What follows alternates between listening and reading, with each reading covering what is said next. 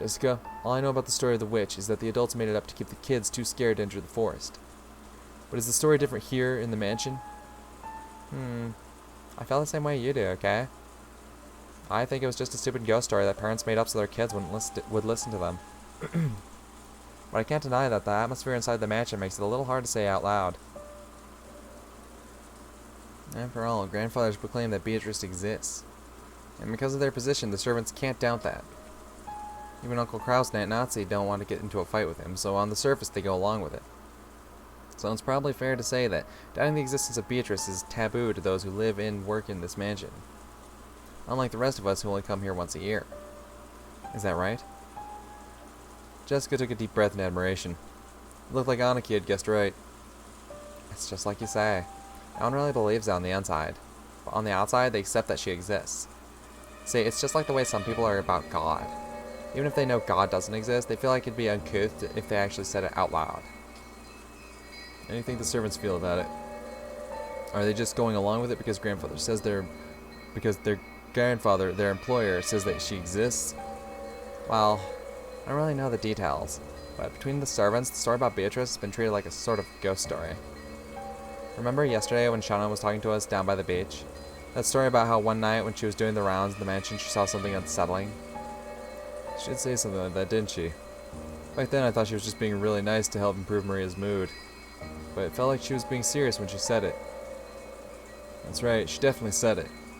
She definitely said the same kind of thing that Genji and the rest had all unanimously declared back in the kitchen. In addition, some servants will also see will-o-the-wisps and glittering butterflies dancing around. Kana-kun also saw something like that when he went patrolling one night. And recently, you often hear servants talking about strange footsteps heard inside the mansion near midnight. We've whispered together that Beatrice-sama in the portrait sometimes makes herself invisible and walks through the mansion. It happened a while ago, but even I have heard footsteps while patrolling at night that resemble these stories. That's right, she definitely said that. Exactly the same thing that I had been told just now. But there's nothing to be afraid of. Beatrice-sama is another rule of this mansion, separate from the master. So there's no need to be unnaturally afraid. If you respect her, I hear she won't do anything bad. However, she can be quite terrifying if you don't respect her, right? Correct. I've heard that just before I began working here, someone who spoke badly about Beatrice-sama fell down the stairs and quit after receiving a large injury to their back. Because of that, there was a rumor between the servants that Beatrice-sama's anger had been brought down upon this person. If you don't respect her, you'll suffer her wrath and get hurt. So to the servants, Beatrice's existence is just as credible as the story that if you pull pranks on Inari-san, you receive Kitsune-sama's curse. Of course, even though everyone accepts that curses and the like don't exist in the modern era, people are still afraid and still have a little respect for them. You often see it when, in a residential area, someone is building a house and they call a Shinto priest for a ceremony to honor the god of that plot of land. You might think that was just a big waste of time and money, but it is said that if the workers don't do that, a big accident will occur. They never neglect to do it. You also hear about how if an Inari shrine is carelessly removed during a town replanting, there'd be a curse by Kitsune-sama. I think I might have read somewhere that when the occupying forces were trying to expand an airport, they tried to remove an Inari-san that was in the way, and the workers kept getting struck down by mysterious fevers. Even in modern cities like Tokyo, it wasn't rare to see modern buildings packed all around an old Inari shrine, leaving the shrine itself untouched. And this wasn't limited to Japan. It's probably similar to how foreigners baptize babies.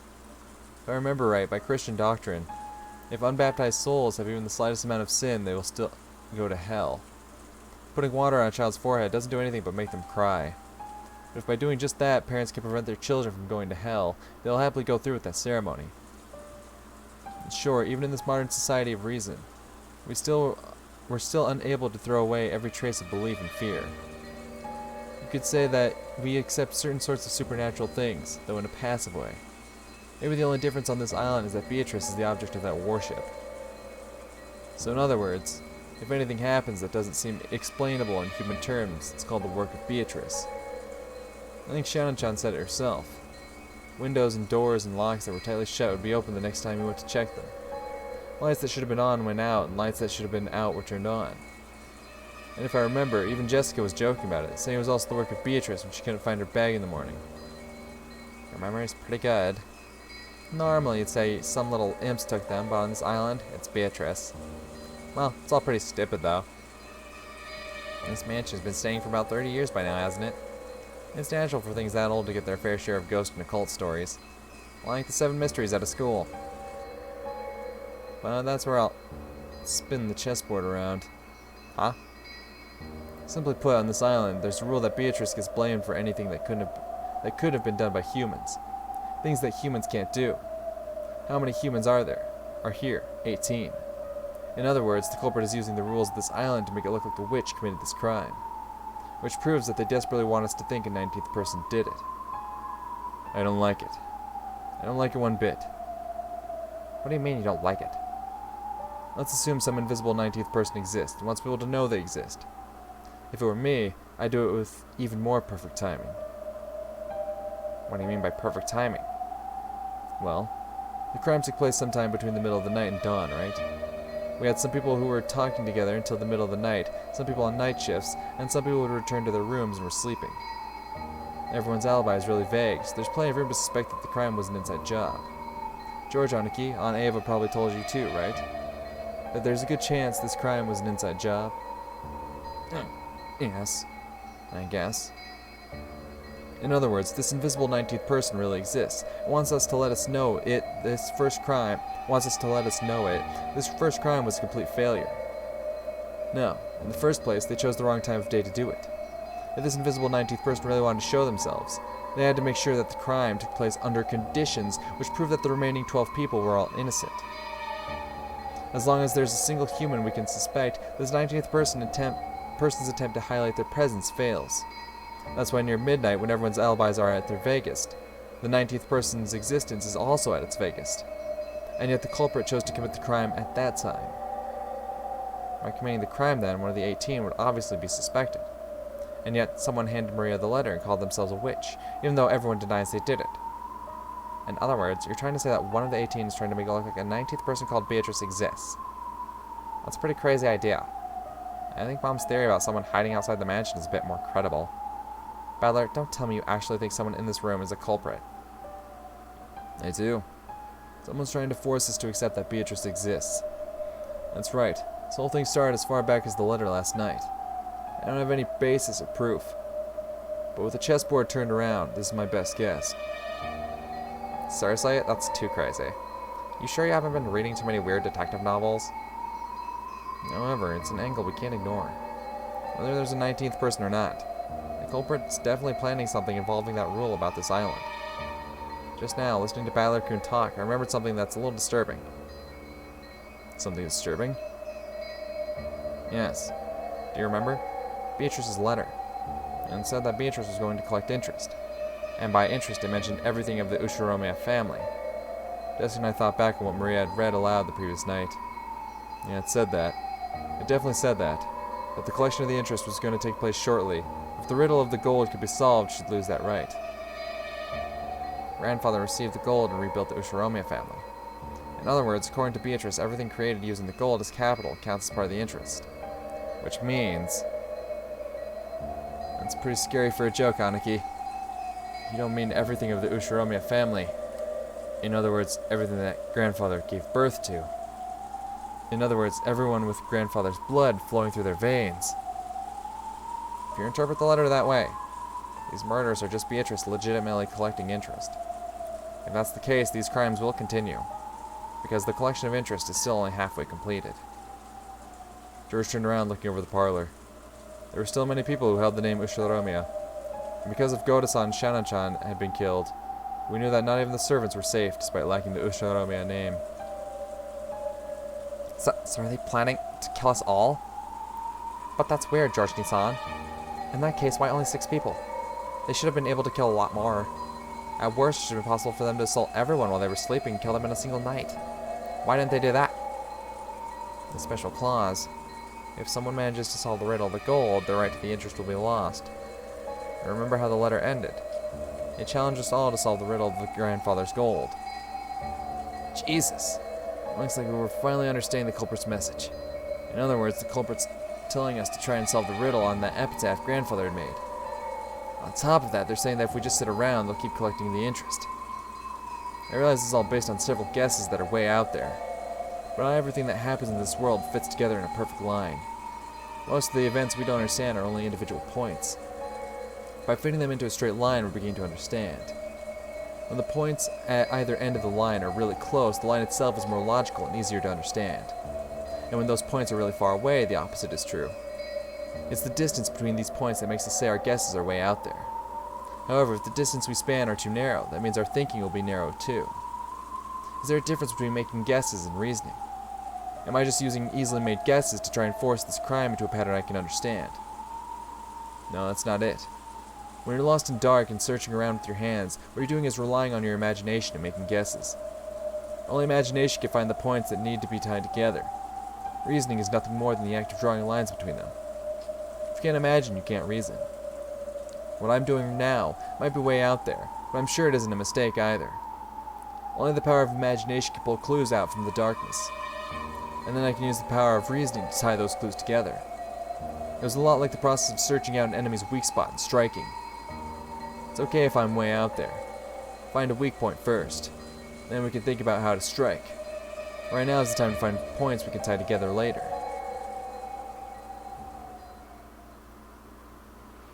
Yeah? Oh, what now? Or they return to the scene of the crime or some shit? No, still inside. Okay. Well, this has been... I'm gonna have to end this recording session here. This has been quite the experience. My God. Also, Jesus, we're still in episode 1. 12 hours in. 12 hours in. Like I said, I knew this was going to be a long one, but holy fuck. I may have underestimated it a bit. But anyway, yes. Getting this recording session here, my God. Obviously, the big main event happened. I'm surprised that no one, not even Maria, has mentioned the prophecy. I know it's called the epitaph or whatever. I call it the prophecy. But it's like, the first twilight, offer the 6 chosen by the key as sacrifices. Like, I don't know. I don't know. I don't know what to believe. I don't know what's going on anymore. Oh, well. There's a lot happening. I'm sorry, I was a bit quiet there because I was looking over the epitaph again. As you travel down, you'll see a village, and that village look for the shore of the village. There sleeps the key to the Golden Land. The one who obtains the key must then travel to the Golden Land in accordance with these rules. So apparently the first part of the epitaph has already happened. Someone has obtained the key and traveled to the Golden Land. The Golden Land must be Rokkenjima. So I'm guessing it's good old Kinzo who's discovered this key already. He's found the key. He's come to the Golden Land. And now shit's just happening. Now all the first Twilight, second Twilight, all the Twilight events are starting to happen.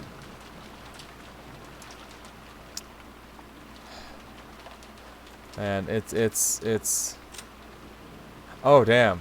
They're read out. Oh Jesus. Okay. Oh wow. Wow, that's okay. Jesus Christ, that's fucking horrific. Why? Okay, wow. And then Kinzo's just fucking gone. God damn, I didn't think clicking on them would fucking... Jesus. His corpse was found inside the Rose Garden storehouse. The direct cause of death is unknown, but it seems like the site of his house was smashed after his death. This is the beginning of everything. Disappeared from his study unnoticed. Kinzo's study has everything from a bed to a toilet, blah, blah, blah. However, he does occasionally go out for a walk on a whim. He usually comes back as soon as he gets hungry, usually.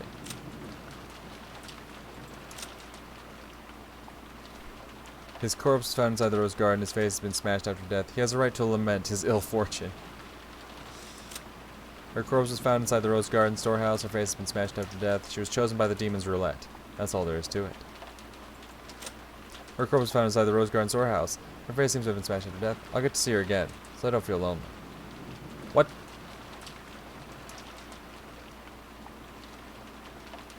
I'll get to see her again, so I don't feel lonely. Are these written by Maria?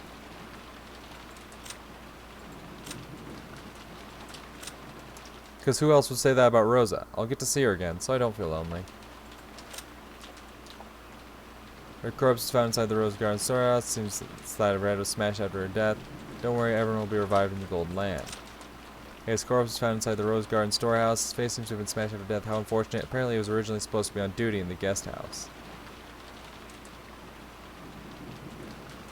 Okay. So it specifically targeted people in the mansion. Okay. Because Shannon was supposed to be in the guest house, but she went to the mansion during her outing with George here.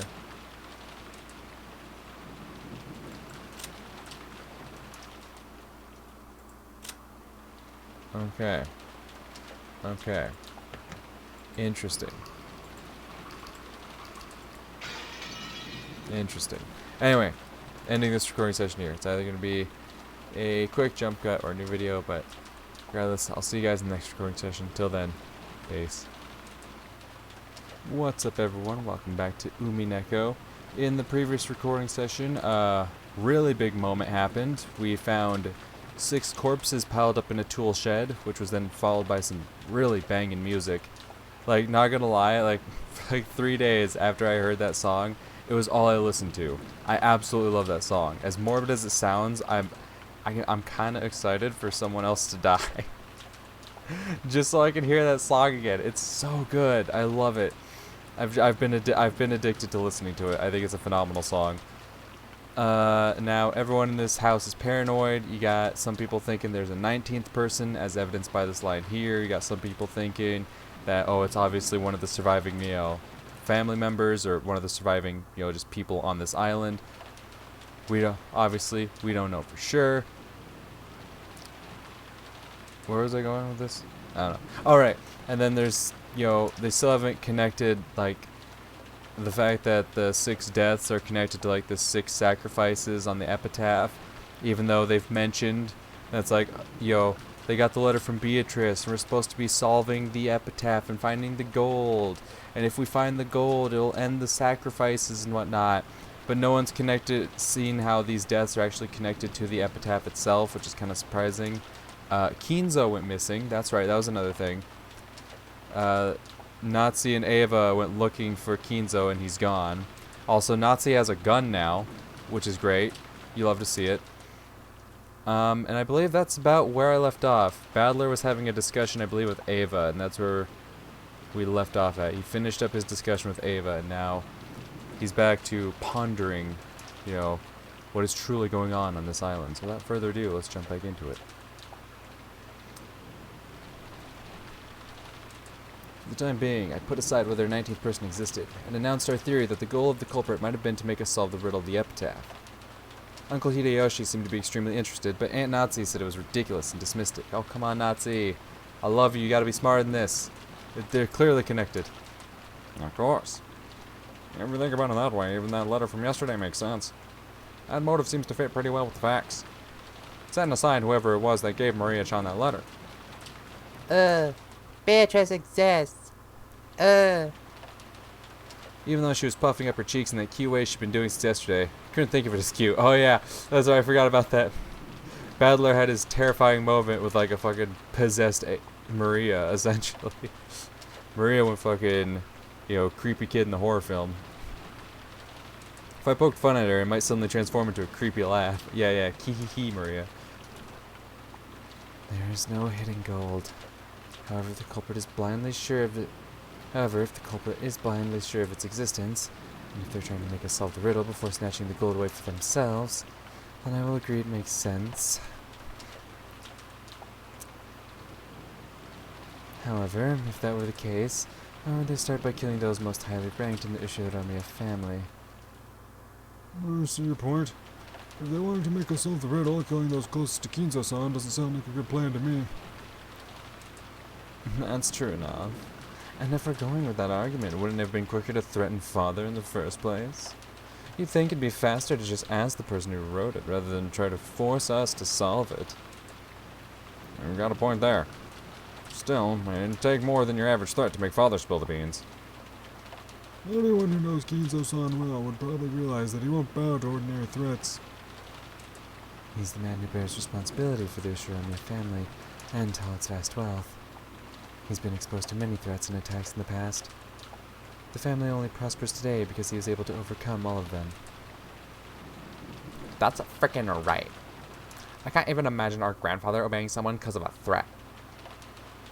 Jessica, watch your language. Yes, Mom. In that case, what about this idea? Fuck you guys. No, wait, is this one also way out there? I couldn't hesitate. Out there ideas are like bows and arrows. It might be hard to hit with, but it's a great weapon because you can hit enemies far away. Ooh, what's this? Ooh.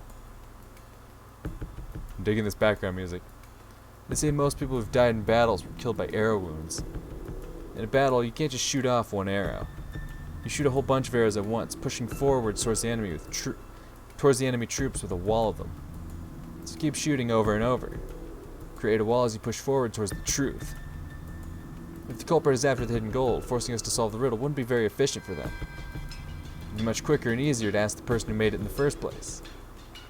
In that case, the question is this all a message directed at Grandfather? In other words, these murders were a threat made against Grandfather. If he didn't tell the culprit where the gold was, his family members would be killed off one by one. What if we weren't the only ones being forced to solve this riddle? What if Grandfather was too? If you think about it that way, it explains Grandfather's mysterious disappearance. If the culprit has already attacked Grandfather, then judging by the state the 6 corpses were left in, he should have been left on display somewhere with that horrible makeup added. But despite that, we still haven't found him. So does that mean Grandfather's been kidnapped and is being held somewhere? How could... You weren't saying... How could... That sounds interesting. So, Grandfather's being confined somewhere. And the culprit's saying will be killed off one by one if he doesn't tell them where the gold is. It pains me to imagine how you find that interesting. Aunt Nazi glared at her, but Aunt Ava just smiled calmly. Since we still haven't seen him after all this time, I think it's almost certain that Grandfather's got caught up in the crime. If you think about it, you can't just ignore Battler Kuhn's theory, right? Be quiet, George. In the first place, when did Father actually disappear? Who was the last person to see Father? It was probably me. This morning, when we didn't know where my husband and the rest were, we discussed the possibility of them being in Father's study. And I went to check his room and greeted him there. Come to think of it, I've been holding the key to his study this whole time, haven't I? Kenji, let me return this to you.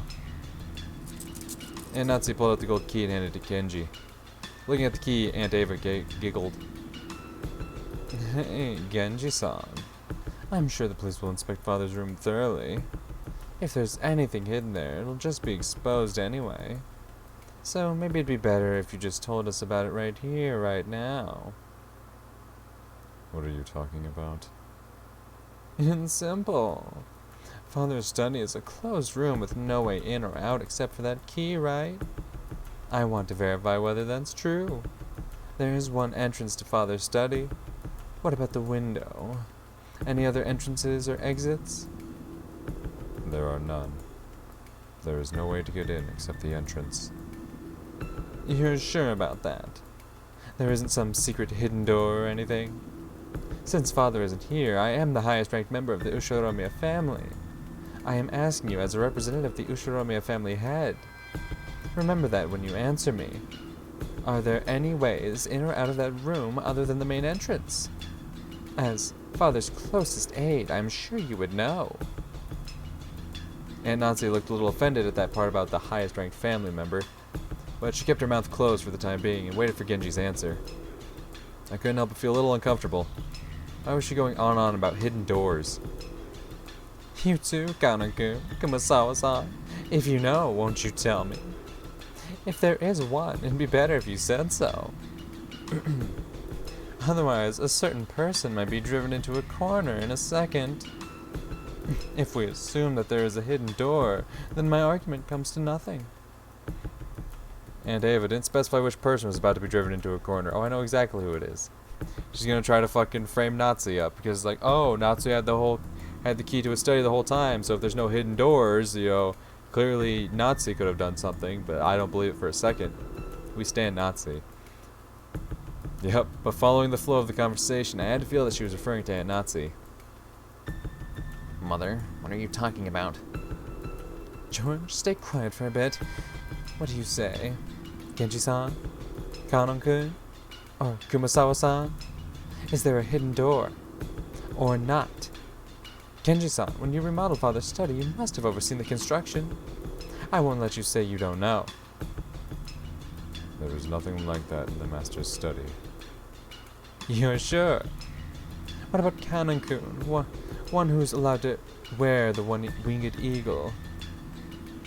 That's right. I'm sure. There is no such hidden door in the Master's study. Kumasawa-san? No, I haven't heard of such a thing. What about Dr. Nanjo? You've had a close relationship with Father. I've never heard of something like that. Very well then. So are you ready? Let me begin. It's very simple. Everyone tilted their head doubtfully, wondering what Aunt Ava was about to start talking about so proudly. Oh, I know, and I fucking hate it already. How dare anyone try to slander my girl Nazi like this? Hasn't even started yet, but I'm already pissed off about it. Aunt Ava laughed triumphantly, as though she were about to reveal a secret only she knew.